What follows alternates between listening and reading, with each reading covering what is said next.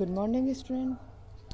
तो आज हम स्टार्ट करने जा रहे हैं अपना नया चैप्टर, यानी chapter number 4 and the name is heat.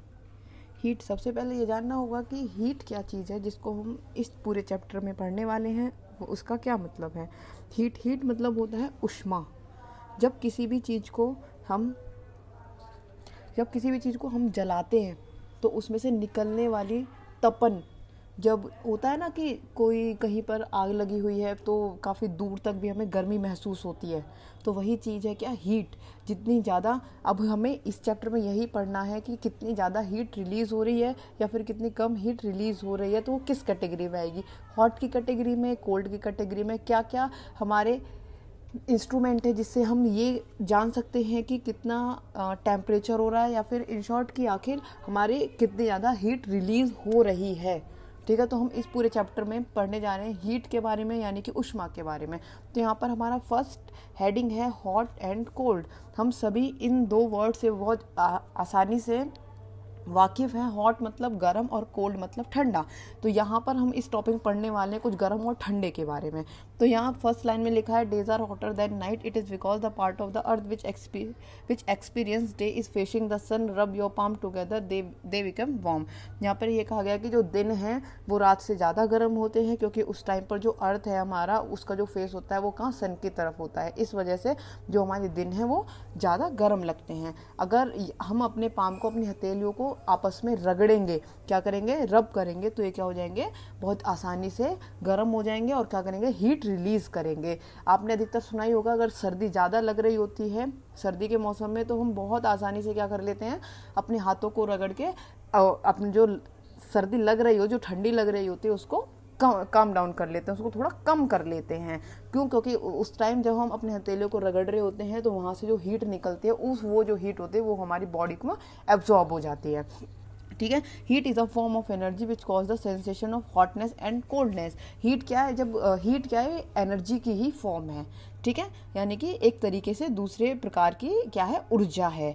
Sometimes sense of touch can be use to understand degree of hotness. सही बात है, हम कभी कभी क्या होता है कि हम टच करके ही बता सकते हैं कि कौन कितना ज़्यादा बहुत गर्म है या कितना ज़्यादा ठंडा है। आप गैस पर किसी चीज़ को रखेंगे और आप उसको नॉर्मली टच करेंगे तो आप बहुत जल्दी से कह सकते हैं कि ये बहुत ज़्यादा गर्म है। तो यहाँ क्या कर रहे हैं, हम डिग्री को क्या कर रहे हैं, मेज़र कर रहे हैं कि कोई चीज़ कितनी गर्म है। और जो नॉर्मल कहीं पर कोई चीज़ रखी है तो हम उसको भी क्या करेंगे, ईजिली टच कर सकते हैं और कह सकते हैं तो गर्म ही नहीं है, यानी कि उसकी डिग्री ऑफ हॉटनेस आप क्या कर रहे हो, मेज़र कर रहे हो। तो यही चीज़ हमें इस पूरे चैप्टर में पढ़नी है।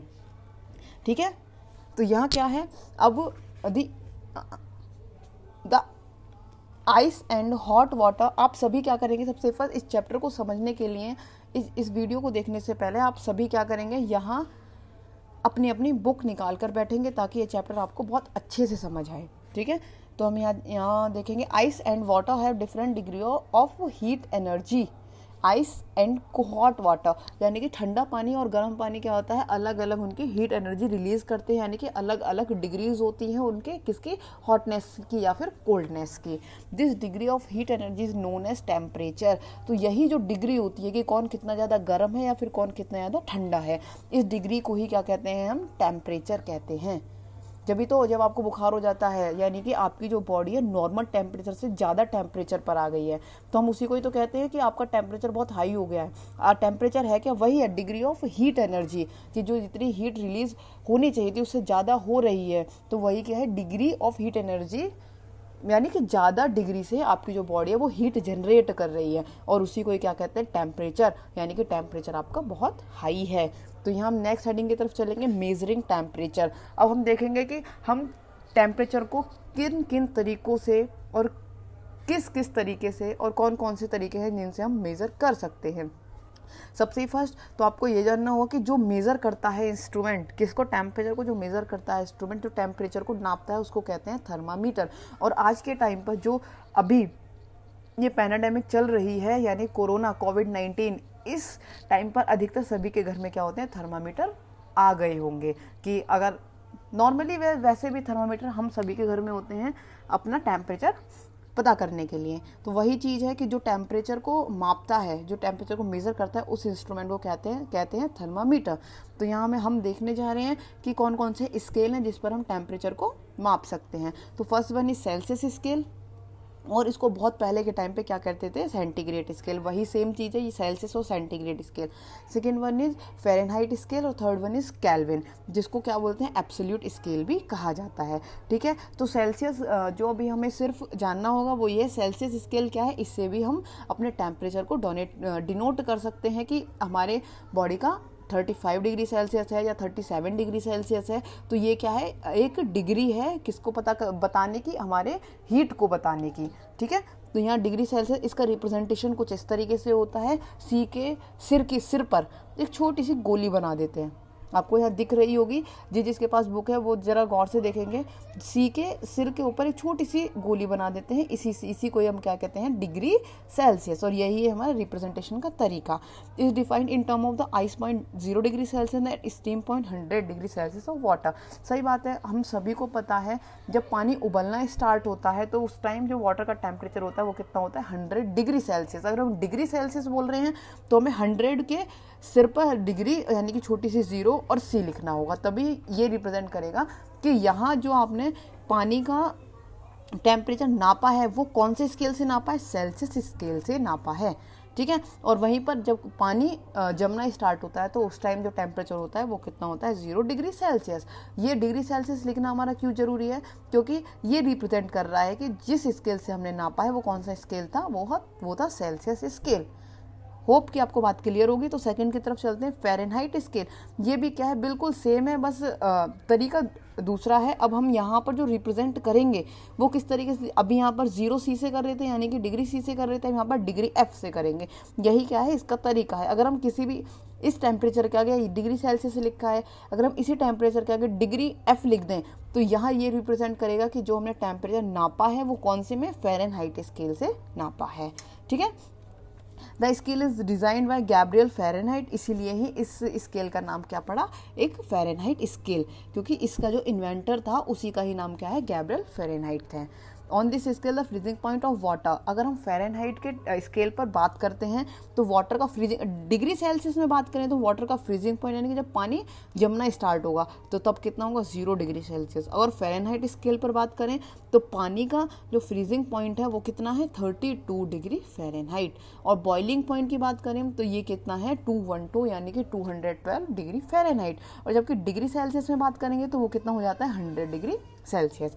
ऐसे ही केल्विन स्केल है, अगर आप यहाँ पर किसी भी डिजिट के आगे के लिख देंगे कैपिटल में तो वो रिप्रेजेंट करेगा कि वो जो टेम्परेचर है वो आपने क्या किया है, केल्विन स्केल से मेजर किया है। या फ्रीजिंग पॉइंट है, जो जहाँ सेल्सियस में था 0, फ़ारेनहाइट में कितना था 32, वहीं केल्विन में कितना हो जाएगा 273। और बॉइलिंग अगर सेल्सियस में बात करते हैं तो 100 डिग्री, इसमें बात करते हैं फ़ारेनहाइट में तो 212 डिग्री फ़ारेनहाइट, और यहाँ बात करते हैं तो क्या हो जाएगा वो 373 केल्विन। ठीक है, और यहाँ पर क्या है, केल्विन क्या है, एसआई यूनिट है टेम्परेचर की।